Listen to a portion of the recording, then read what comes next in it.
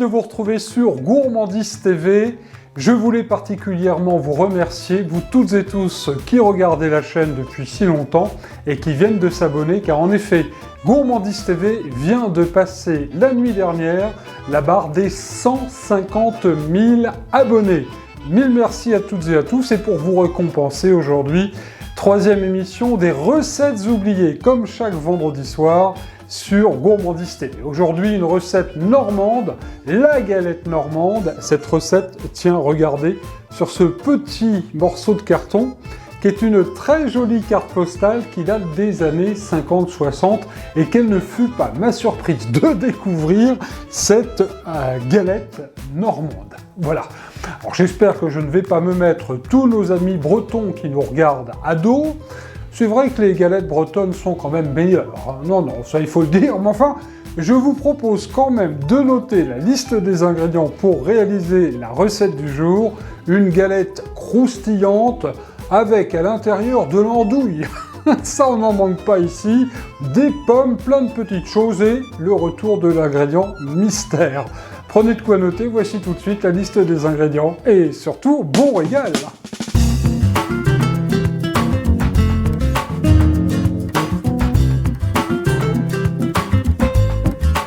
Commençons tout d'abord par les ingrédients pour réaliser la pâte. Il vous faudra pour environ 8 galettes 250 g de farine de sarrasin, 2 œufs, 15 centilitres de lait entier, 15 centilitres d'eau, 15 centilitres de cidre brut et une pincée de sel. Pour la garniture, par personne, 5 tranches d'andouille de vire, 100 g d'olive à eau, une demi-pomme, un demi-oignon, une noix de beurre pour la cuisson et le retour de l'ingrédient mystère.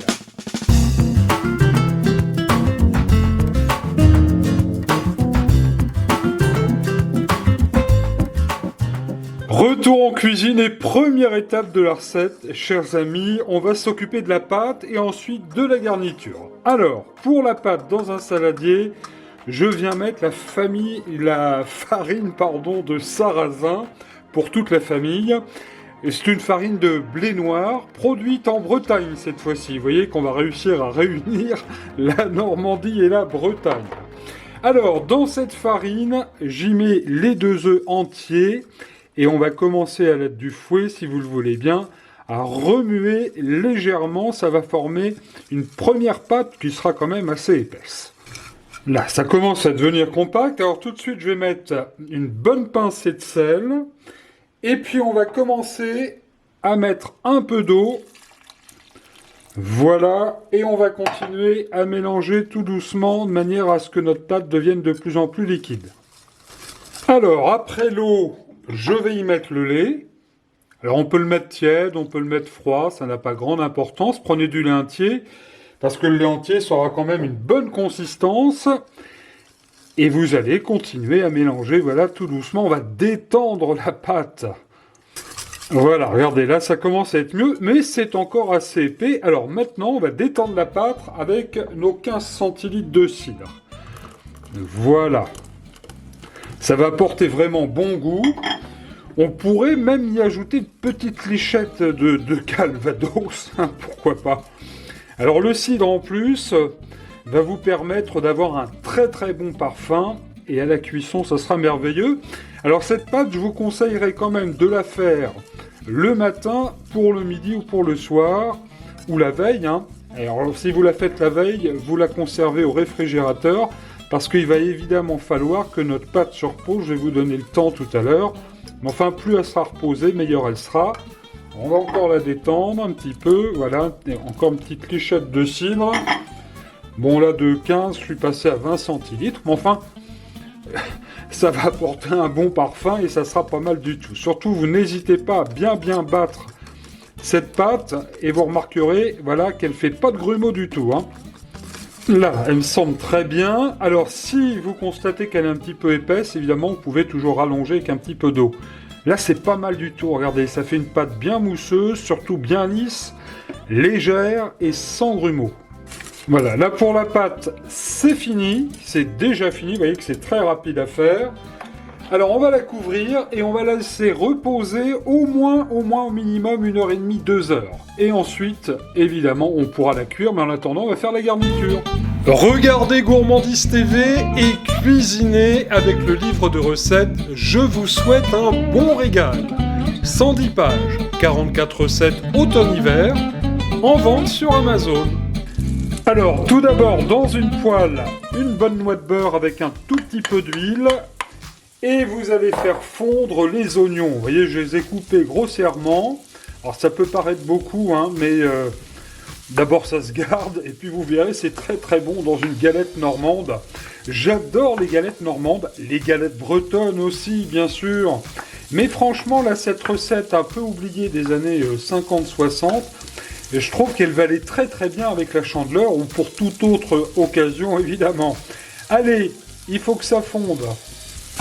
Alors évidemment, vous venez remuer les oignons de temps en temps. On fait ça à feu tout doux. Là, regardez, ça commence à caraméliser un petit peu. Il ne faut pas que ça brûle hein, non plus, on n'est pas pressé. 10 minutes après, les oignons, regardez, sont bien colorés. Ils sont fondants. Et on va tout de suite les débarrasser. Cela étant fait, profitons que la poêle est chaude. On va mettre une petite lichette de beurre. Voilà, environ 200 grammes.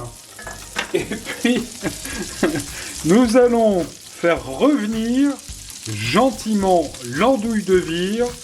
Ça, c'est délicieux, l'andouille de vire. Alors, en Bretagne, on a l'andouille de Guéméné qui est très bonne aussi. On va faire revenir cette andouille. On va faire un petit aller-retour. Hein. C'est histoire de la colorer un petit peu. Si vous en reste quelques tranches avec un bon pain de campagne, c'est délicieux. Impeccable. Alors, on les retourne. Faites à peu près 30-40 secondes de chaque côté.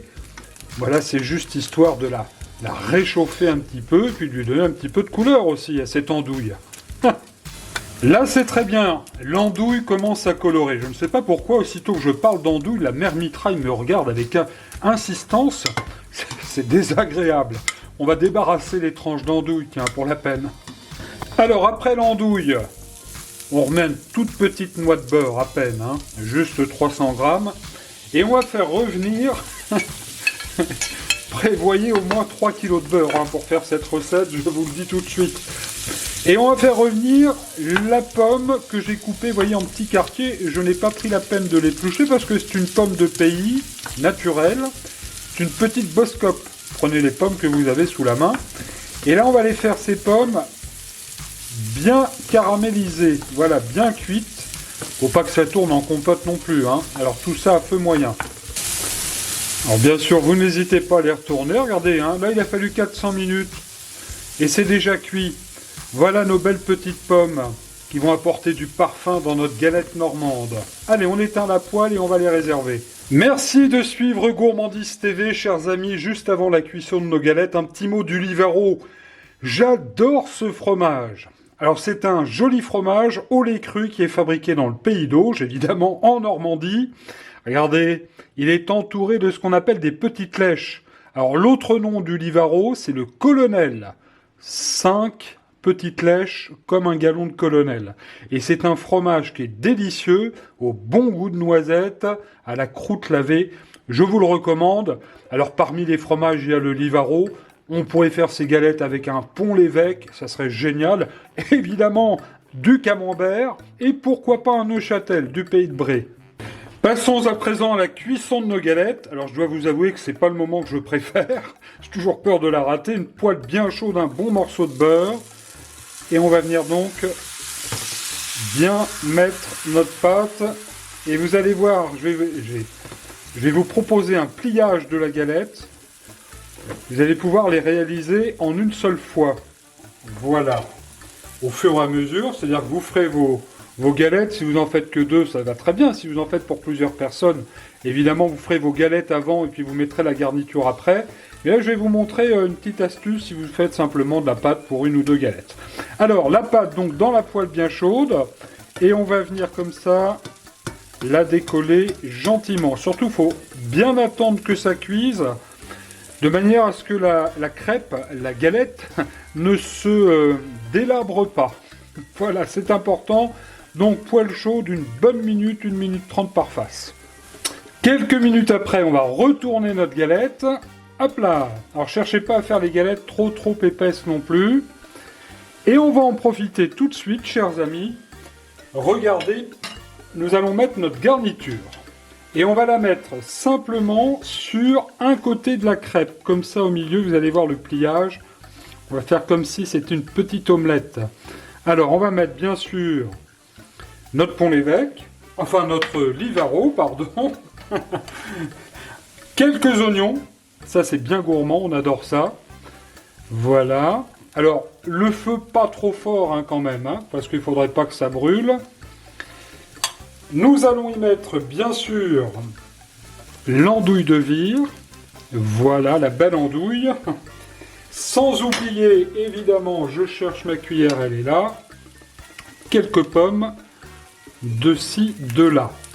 Vous allez vraiment vous régaler avec cette galette normande. Alors, vous avez vu, c'est un montage un peu différent peut-être de celui que vous avez l'habitude de voir. Et comme on est gourmand, on va remettre un tout petit peu d'oignon comme ça. Voilà, pour que ce soit délicieux. Alors, on assaisonne bien sûr. Un bon tour de poivre du moulin. Voilà, comme ça, c'est parfait. Et là, chers amis, ben, c'est pas compliqué, on va venir rabattre comme ça. J'y mets les mains, la crêpe sur elle-même. Voilà. Hop, ça va se souder un petit peu. Et c'est pas compliqué. Ensuite, eh bien, cette crêpe, vous allez la laisser cuire comme ça. On va y rajouter tout de suite un petit morceau de beurre. Voilà de chaque côté. Ça va apporter bon goût. Et c'est pas compliqué. Vous allez finir de la cuire en la retournant comme ça sur le beurre. Et là, vous allez la servir bien chaude, la garniture bien chaude, avec une petite surprise dans l'assiette.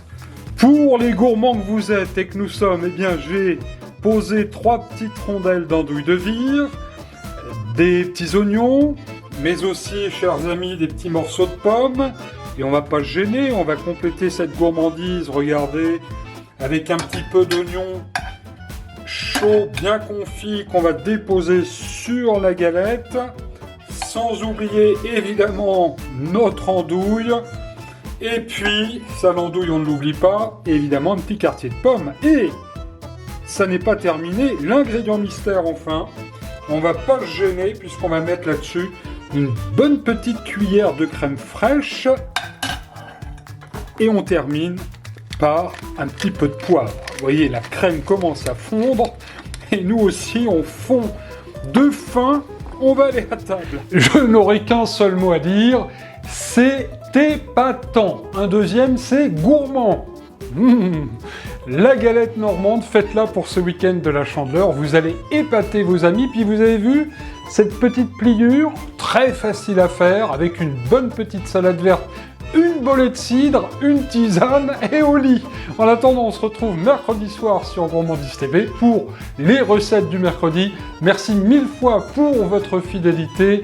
Vive les 150 000 abonnés, vive vous et vive la Chandeleur. Je vous souhaite un bon régal. Bonne soirée, bon week-end.